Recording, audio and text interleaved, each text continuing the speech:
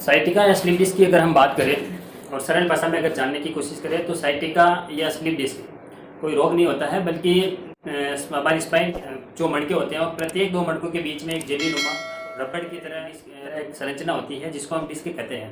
कई कारण होते हैं जिसकी वजह से वो डिस्क अपने स्थान से खिसक कर अपने डिसलोकेट हो जाती है। उस स्थिति में जो नर्व को प्रेस नर्व रूट ब्लॉक हो जाता है और उसमें पेन होने लगता है, उसमें खिंचाव आने लगता है, नमनेस या फिर चलने में परेशानी होती है और एक भयंकर दर्द की स्थिति पैदा हो जाती है। उसी स्थिति को हम सियाटिका पेन कहते हैं और ये जो स्थिति है बेसिकली प्रत्येक उम्र में कभी भी हो सकता है। इसके कई सारे कारण।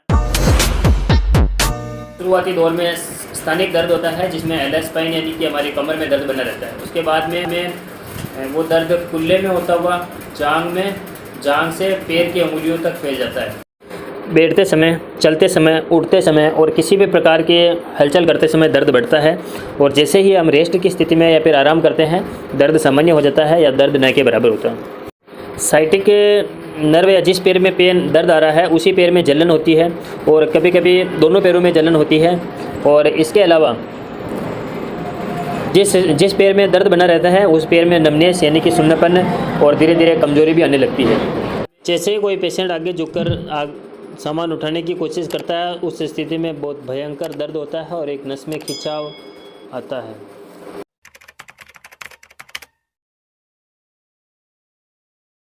अब अगर इसके कारणों पर अगर नज़र डालें तो कई सारे कारण हो सकते हैं हमारे शरीर में साइटिका स्लीप डिस्क होने के लिए। मुख्य कारणों में एक दुर्घटना मुख्य वजह हो सकती है साइटिका स्लीप डिस्क होने के लिए। हमारा गलत तरीके से उठना बैठना एक मुख्य वजह हो सकता है साइटिका स्लीप डिस्क होने के लिए। एक मोटापा मुख्य वजह हो सकता है साइटिका स्लीप डिस्क होने के लिए। इसके अलावा हमारे जिम में गलत तरीके से एक्सरसाइज करना या भारी वजन उठाना, वेट लिफ्टिंग एक मुख्य वजह हो सकता है साइटिका स्लीप डिस्क होने के लिए। और एक जनरली जो कारण देखने को मिलता है और मेरे कई सारे पेशेंट होते हैं जो थोड़ा सा भारी वजन उठाने की वजह से भी साइटिका या स्लीप डिस्क हो सकता है। अधिकतर महिलाओं में प्रेगनेंसी के बाद से ही एक पैर की नस में खिंचाव होने लगता है, वो भी साइटिक नर्व के कंप्रेशन की वजह से ही होता है। इसके अलावा हमारे स्पाइन में अगर किसी प्रकार का ट्यूमर है या कैंसर है तो उसकी वजह से भी हमें साइटिका या स्लीप डिस्क हो सकता है। एक बढ़ती हुई उम्र भी हमारी साइटिका या स्लीप डिस्क होने की मुख्य वजह हो सकती है, क्योंकि जैसे जैसे उम्र बढ़ती है हमारे शरीर में फ्लूइड की कमी होती जाती है और जो डिस्क होती है उसमें भी जो फ्लूइड होता है वो कम होने की वजह से वर्टिब्राज आपस में चिपकती है और नर्व को कंप्रेस करने लग जाती है।